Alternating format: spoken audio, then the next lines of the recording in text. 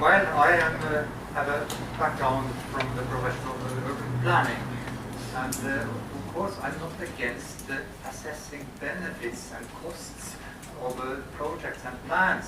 When an urban planner makes a land use plan, she of course has to consider what are the good outcomes and likely negative outcomes of such a plan.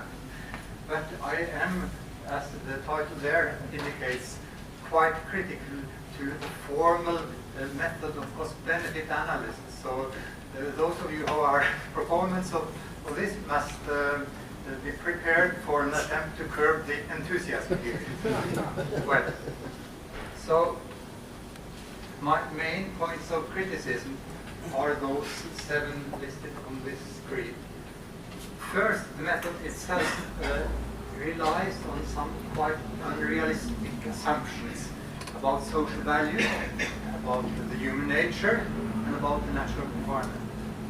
And secondly, there are some serious measurement problems here, and there is an inevitable uncertainty when trying to forecast the future, which I will also go into.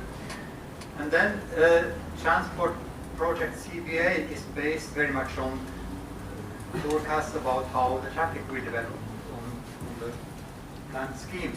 And those forecasts are not only inaccurate, they are inherently very inaccurate, but they are often also biased.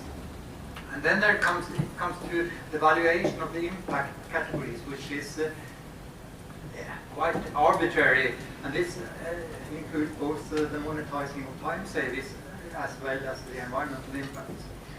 And then comes, as Bert also pointed out, the practice of discounting, which introduces some serious bias against the future. And then again, the willingness to pay principle favors those who have a great ability to pay. That is, it's a bias against the poor. And then you could also say that making cost-benefit analysis, it depends on demands, the demand-oriented method, which then runs counter to political objectives within the transportation sector of changing the current demand-led trends. Well, time savings and construction costs are the very dominating items on the benefit and cost sides of transport infrastructure project CBA, as illustrated in this example from a motorway proposed in Denmark, which has now been realized, the motorway around Silkeborg, where time savings is made up 85% or more on the benefit side, whereas construction costs and operation costs made up nearly all the items on the cost side. Carbon dioxide emissions were also included. It's not very important. Well,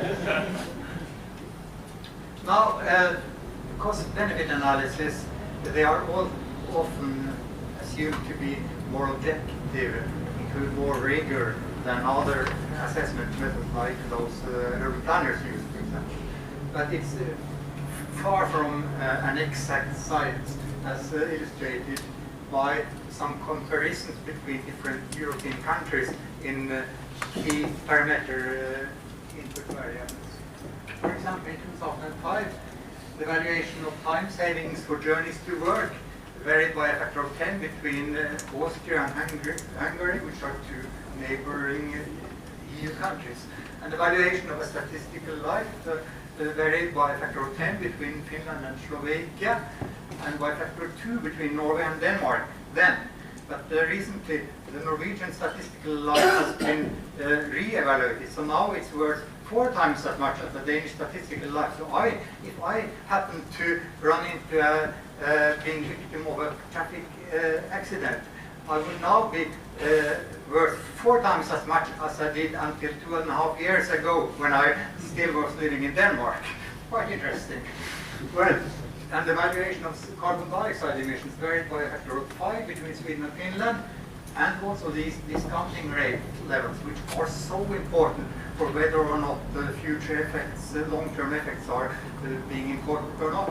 They varied tremendously between EU countries. In 4 countries it was below 4%, in 3 countries it was above 7%. These figures have been changing. I'll come back to that. And there is no regional patterns in those variations in discounting rate loss, so that Eastern Europe had some level and the Western some level. It was completely unrelated. And then there was also a strong tendency of over-optimistic analysis in terms of traffic forecast and of construction, and also estimates of construction costs, which, for example, Bent Flyberg has demonstrated, but also later research. So this is from some of the later research carried out by Morten Nicolais at Bolworth University. I cooperated with him. I was his PhD supervisor once. And he looked at the level of inaccuracy for traffic forecasts and for construction costs. And if there is an exact forecast, then the level of inaccuracy is 0. If the traffic is lower than predicted, it's a negative inaccuracy. And if the traffic is higher than forecasted, it's a positive inaccuracy. And for construction costs, if there is a negative inaccuracy, then the costs are actually lower than predicted. And if it's a positive inaccuracy, it's higher than predicted. Well, here we see that there is a tendency to underestimate how much traffic there will be and to underestimate how big the costs are. But now I would first and foremost point to the great variation here. There is a very big standard deviation of about 35% in both cases. So this shows very clearly that the very key input data for transport cost-benefit analysis are really not exact. But the method itself purports to be exact, and it depends on exactness if it is to work. And I would claim that inaccuracy in traffic predictions is inevitable, because these systems in which transport projects are being introduced, they are open systems. They are not like the closed systems of natural science laboratory experiments, where you carefully design the experiment so that no interference, no disturbing factors are allowed to interfere. So that's in a closed system, where the mechanisms you are interested in can operate isolation. And then you can, of course, predict the outcome if you know this mechanism quite exactly. But in open systems, there are many causal mechanisms which operate at the same time and with relative strengths which are varying across space and time. So it's impossible actually to make exact predictions about what situation there will be in the future. And then you also have some partially closed systems. You could say that social organization tries to minimize the chaos you have here. So you are not completely without any possibility to predict, but you cannot make very exact predictions, in particular not about how the future situation will be, maybe about impacts to a higher extent. So using traffic models to predict the general background traffic growth is a quest for an impossible exactness, because the traits of development depth within such forecasting based on the so-called strategic traffic models, they are, among others, unpredictable geopolitical conditions. What will the future oil supply be? What will the oil price be? And contested political decisions. How will the land use policies be? Will they remain constant over time? So what will there be road pricing and so on? And also, it's important to be aware that those forecasts can be self-fulfilling, because if you facilitate for growth, then you will have a growth which would otherwise perhaps not appear.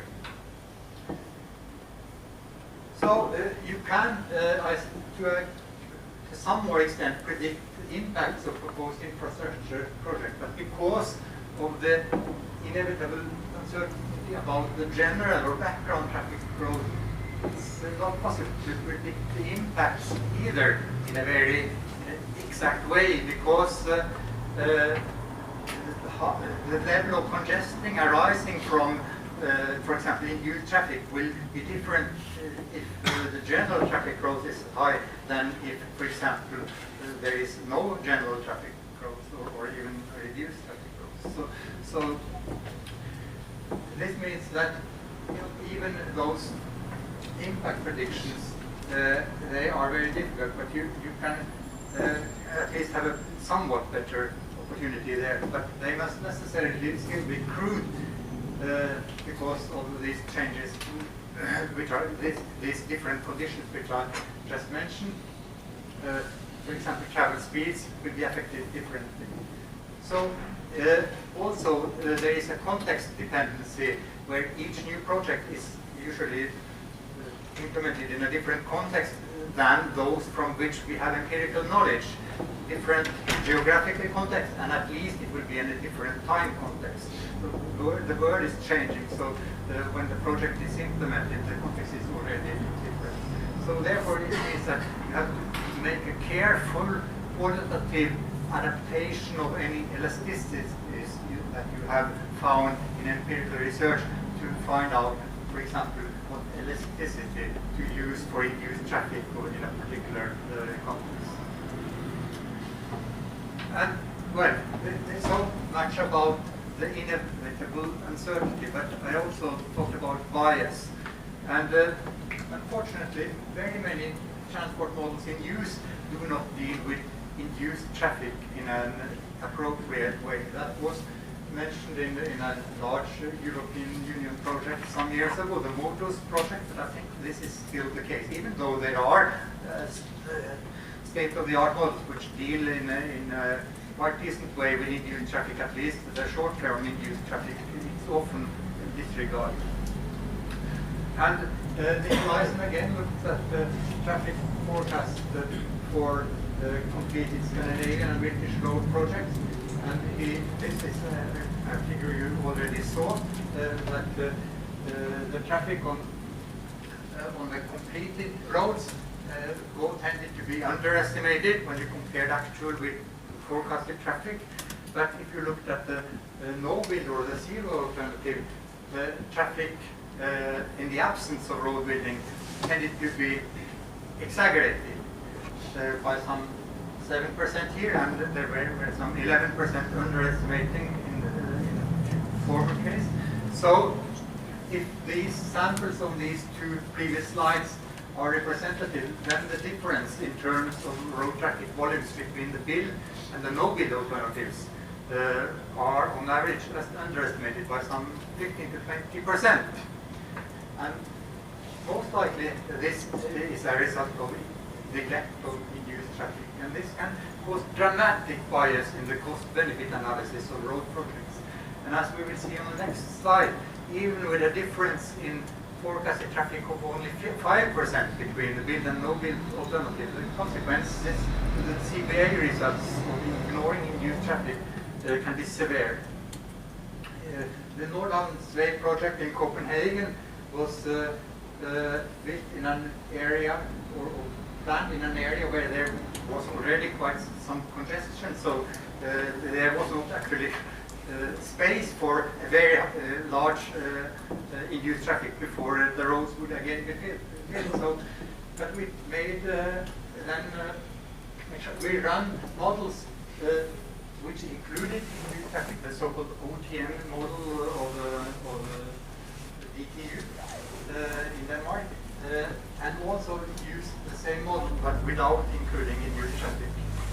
And then we got this 5% difference in the traffic volume. But for the cost-benefit analysis, there was a dramatic difference in net present value.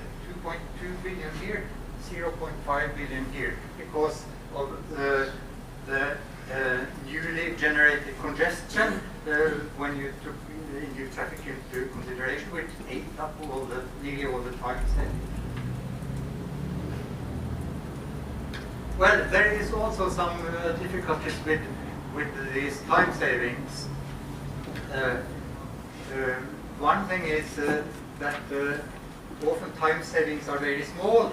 In Britain, typically 1 to 3 minutes per traveler, and yet empirical studies in Denmark have shown that people evaluate a time saving per minute twice as much if the time saving is 20 minutes as if it's only 3 minutes. And it's also this issue of, do you actually save time? evidence does show that people maybe do not spend less time on travel. They instead locate further away, and this contributes to urban sprawl, which may initially create some more opportunities, some more choices. But as the spatial conditions of society change due to that, it can also be you are forced to do that, to travel more, because, for example, local jobs will then be more exposed to competition from outside, so that you have to travel further away in order to, for example, get a job. So, and it's also this technology of support of the computers implies that you have to reconsider whether you actually save time if you are able to work while traveling. There is also a bias against nature and the environment. CBA is based on an entirely anthropocentric view on nature. Nature has a value only insofar as it can be used as a playground for people, you could say. And it's also considered to have unlimited capacity to be growth in consumption and production, which I will return to when it comes to the discounting rates. And there is some serious difficulties using willingness to pay measurement in connection with environmental impact, because people don't have sufficient knowledge, and also people might think that keeping clean air and keeping intact nature is not something you should pay for. Maybe they will say that they are not willing to pay. This is something which should be decided politically without any payment. And but on the other hand, it's also possible just to under-communicate how you value things in thinking that other people should pay, the free rider, and also it's non-committing to state a high willingness to pay, and people may have different ability to pay, and this also is something I come back to. There is this short-termism in the discounting of future impacts, which Bert already mentioned. Long-term negative consequences are discounted down to negative present values, which are small proportion of the originally calculated values. For example, in this Norwegian case, which I showed earlier, the CO2 emissions resulting from the project, in the case where induced traffic was taken into consideration, were calculated to reduce the net present value by only 0.05%. And you also saw this example from the Silkeborg motorway. Well, now the justification for discounting future consequences is based on an assumption of continually rising consumption levels. If you look at it as an individual, you can say that you do not know that you will live in 50 years. I know for sure I will not. But and therefore you would rather have the money now than by then. So, but for a society, at a societal level, the justification for the discounting rate is that we will get richer. So that having to pay $1 million in 20 years will not hurt us as much in our wallet as if we have to pay it now. But exponential economic growth at a rate corresponding to CPA discounting rates is highly unlikely in a century perspective. So here we see some of the discounting rates in Norway and some other countries. They have been reduced, but they are still quite high. And as you can also see, there is also some quite not so easily understandable differences between different countries. I mentioned the bias against the poor, because this principle of willingness to pay gives the highest influence on decisions to those who are able to pay the most. So that means instead of having one person, one vote, it's now €1, one vote, which is at odds with the democratic principles. And it also means that negative impacts on and the needs among population groups with a low ability to pay are considered insignificant. And Appraisal and Heinzerling, they show in their book Priceless from 2004, I think, a quite grotesque example of this. There was in California a proposal to ban the use of mobile phones while driving, and this was the legislature was prepared to adopt that, but then someone said that you should do a cost-benefit analysis of this proposal. And then it turned out that the willingness of the drivers to pay for continuing to be on mobile while driving was much higher than the willingness to pay of those who risk their lives from being hurt in traffic accidents. For example, poor immigrants walking along the roadside in LA or wherever. CBA, as Bert also mentioned, ignores inequalities in the distribution of burdens and benefits among population groups. Now,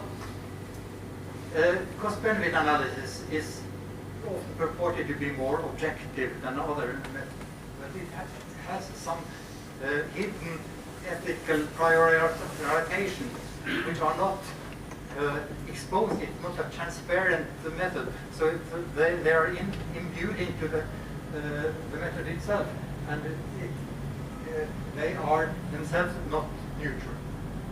So accepting the assumptions of cost-benefit analysis involves an implicit acceptance of these ethical and political values favored by these assumptions.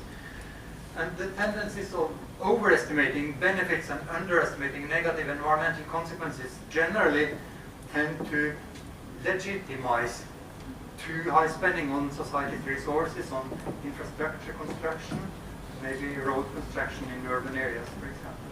I'm not so sure that it means that the wrong projects are getting picked because the politicians do not necessarily follow the ranking of cost-benefit analysis, but I think it inflates the total amount of money which goes to the sector for investment.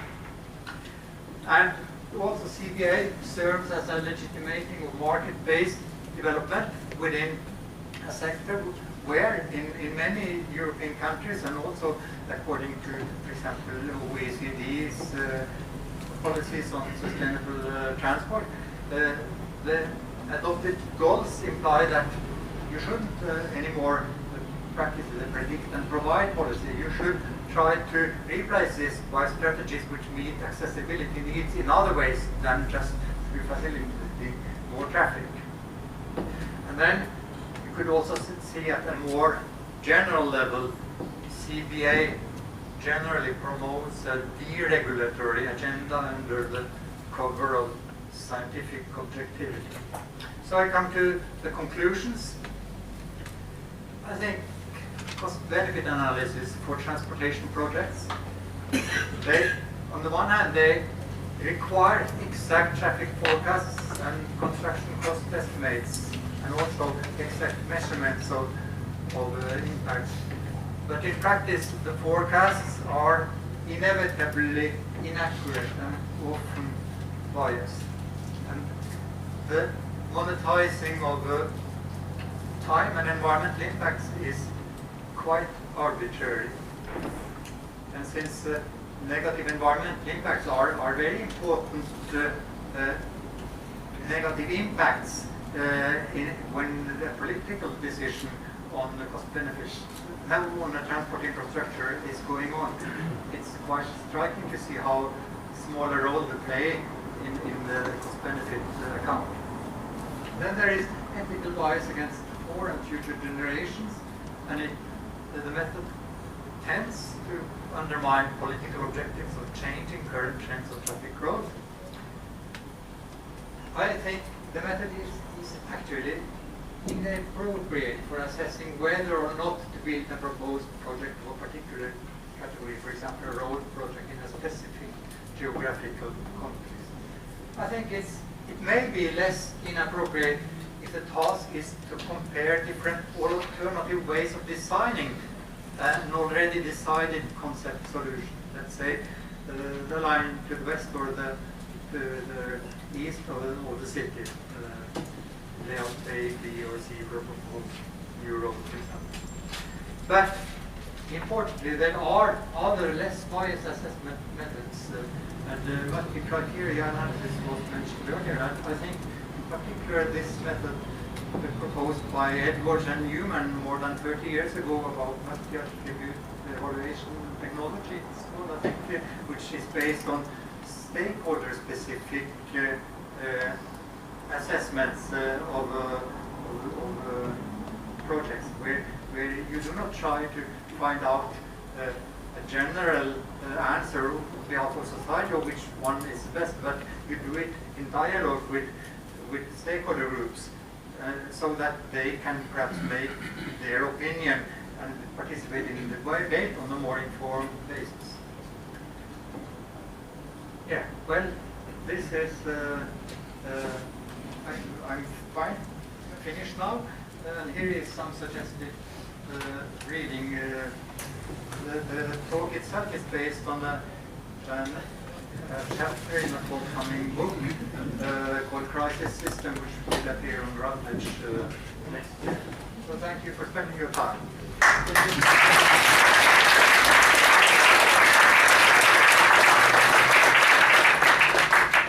Okay, excellent. That's the same again, I think 10 minutes discussion. Who wants to go first?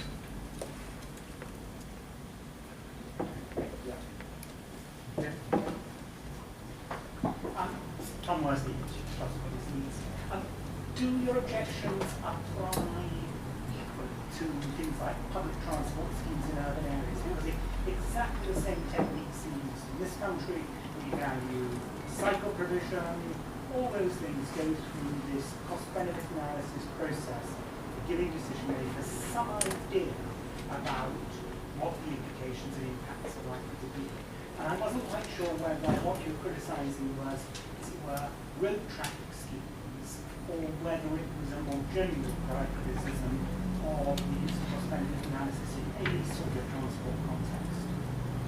I think it's very problematic also for public transport schemes. It has been claimed that CBA has a bias against public transport solutions. I'm not sure if that is true, but I did another study where we looked at the reasons for inaccuracy in transport projects, and then some of the experts we talked with held that it was necessary for public transport planners to sort of compensate for an alleged bias in cost-benefit analysis, so that they produce inflated forecasts for traffic volumes. At least Flybjerg, as well as my colleague Morten Nicolaisen, has found that there is on average a very high overestimating estimation of future traffic on public transport schemes. Flybjerg found an extremely high rate, but also Morten Nicolaisen found some quite high tendency also. Yes?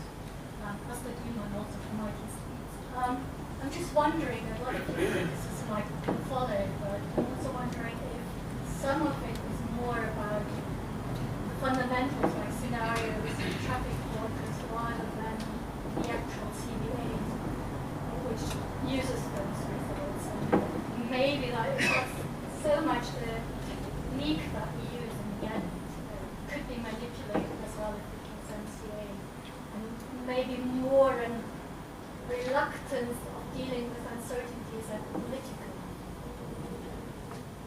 Well, the lack of transparency is a problem itself. That applies both to the cost-benefit method in itself, but also to the transport models, which are really black boxes.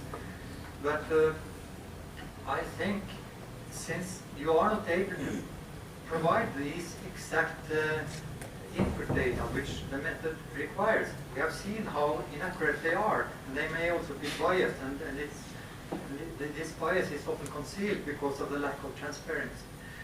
So I can't see how will the method do it if the input data are so inexact. Yeah?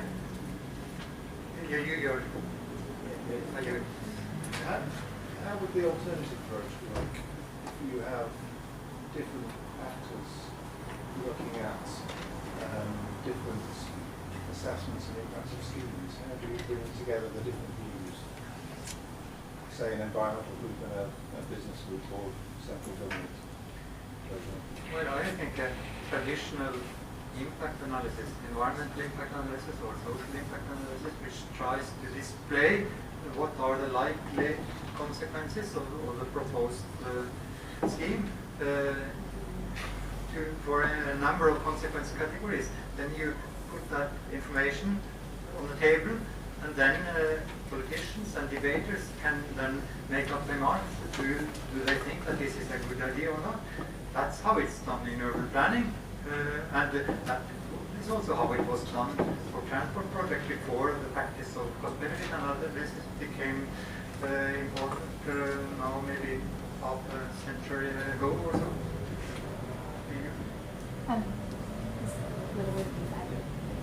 Yeah, Rachel Aldridge, University of Westminster.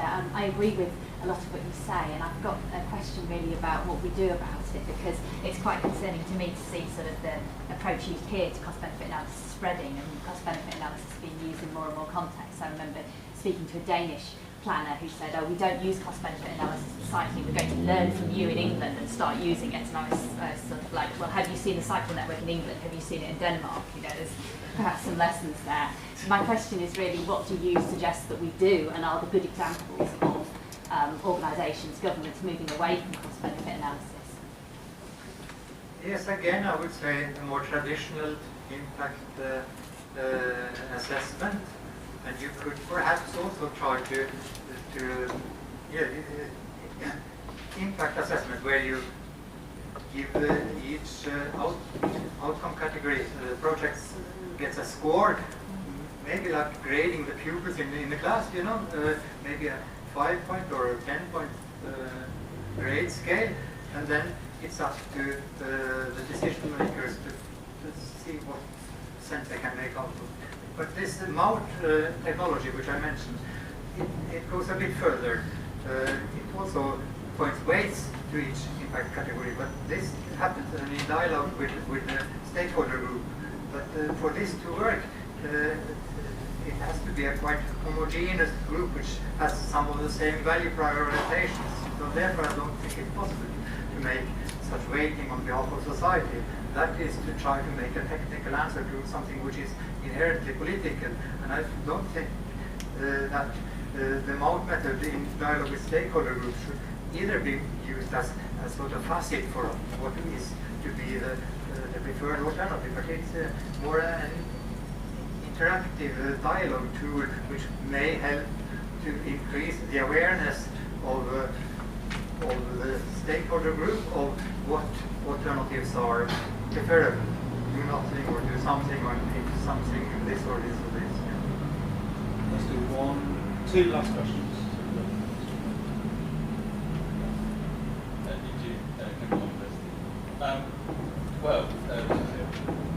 I know there's not a lot of time, but could you briefly outline how the stakeholder differentiated MCA will work for, say, open public transport schemes? Well, it hasn't been done very often. So I have not invented this method. It was made by Edwards and Newman from the United States, published in the Sage publications in 1982. I know a colleague of mine tried to use this method with some stakeholder groups for assessing alternatives for a military training field in Norway. It is difficult to make people display their ratings, and it has to be an interactive process, because people suddenly, when they find out what will be the results, then they find out that they haven't understood really the ratings. And it's also a technique in itself and a challenge in itself to find out how to construct the scale, what is to be the best outcome and what is to be the worst outcome.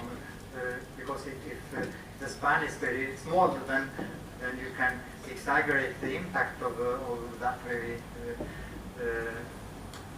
very outcome category, no matter how it's weighted. but I can't, it's too time consuming to go into all these details of that method, and I don't recommend that very much because there are quite some problems in getting the stakeholder groups involved. And, yeah. But if you want something which tries to do some of the same thing as CBA does, that's the type of multi-criteria analysis I would go for. But otherwise, I think I would recommend just plain impact assessment analysis. It's the last one. Better. Just wanted to really put my cards on the table. Peter Burgess, I'm a Transport Economics Limited. I'm a consultant, so I sort of try and implement this kind of stuff fairly often. I really can't really agree with about 90% of what you said. I think it's about how it's done rather than the principles. I'd agree with the point. I think there are issues about the small value of time. I think there are issues about the discount rate. And I think, as was raised with the previous speaker, I think you're correct about the predict and provide issue and what we're doing investment for. And if we're trying to raise the, if it's a regional growth issue, then we're clearly not following the market, so there won't be as much traffic, so the benefit cost ratio will be lower. So there's a real issue there. Just finally, on the social exclusion point, I don't really understand what the other previous speaker was really coming from, because I thought you deal with social exclusion through your tax policy, through your social benefits policy. You sort out how you want to equate income levels across income groups, and you let individuals decide how they want to spend their money. Well, shall I answer? Yeah. It's a huge question, but I think that if you have some goals of more equality, for example, or environmental protection, I think that you should assess projects against these politically adopted goals rather than using the market-led cost-benefit analysis. I think that is more appropriate in relation to both environmental and social, and combating social exclusion. We're going back towards Hungary in the 1950s. Not Hungary. I think many countries, in urban planning we do this all the time. We are not in Hungary. Let's leave it there. Thank you very much.